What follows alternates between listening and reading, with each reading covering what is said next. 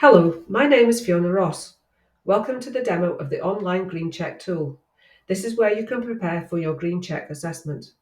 The tool is set up with the people, places and planet pillars with their 15 goals and associated questions or criteria. Your answers to these questions will inform your GreenCheck assessment. The main welcome page provides you with the opportunity to download a PDF, and this will allow you to see how you can take a step-by-step approach to using the GreenCheck tool. This page also tells you what your current grading is and provides navigation tabs across the top and down the side. The main landing page is the dashboard, where you will find the 3 pillars: people, places and planet, and the 15 goals within them. Click on any goal to start, and once you have, you can see that this gives you the opportunity to resume from where you might previously have left off or go to the start of the goal. As you can see, this question relates to how you share your green credentials with the world. In each of the questions, you want to select the best answer that reflects what you are doing in relation to the question.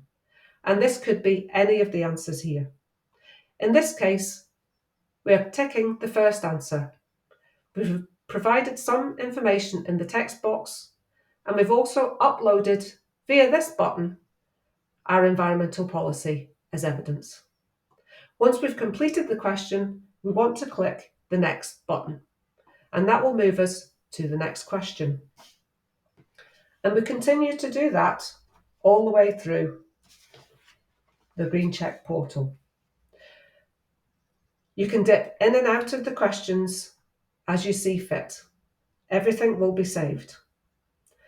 You'll notice that you can't move on from a question if you've answered it positively unless you add in the evidence. You can put "to be confirmed" in the box, but this will need to be completed at some other point. The I function gives you a more detailed explanation of the question, while the help button gives you an opportunity to ask a query via the online portal. This then means that the assessor team will receive that query, and you can also get our answer via the portal on return. And the good thing about the query is that it's associated with the question you're stuck on, so we can see exactly where you are. And from your point of view, again, all of these queries and responses will be saved for future reference. When we go back to the dashboard, we can also see that there is an opportunity to look at an action plan. As you will see, when we work through one of the goals, you get an opportunity to create a bespoke action plan. And this depends on how you answer the question. If you answer a question with what might be called a negative response, then you can add an action to the action plan. And this is automatically done for you as you work through the portal. As you can see here, we are asked if we want to add this action to our action plan. So we're going to do that now and then continue on with our questions. But when we go back to the dashboard, we might, at a later date, we might want to look at the action plan. And you can access the action plan at any time and see how that has been added to your plan.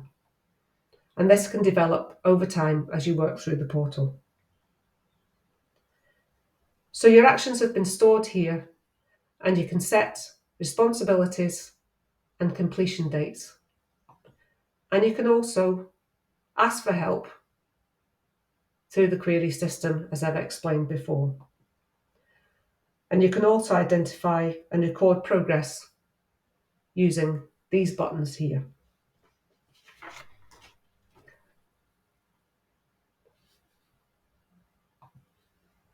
You can go back to the dashboard and, as I've said, dip in and out of any of the questions, and everything will be recorded for you.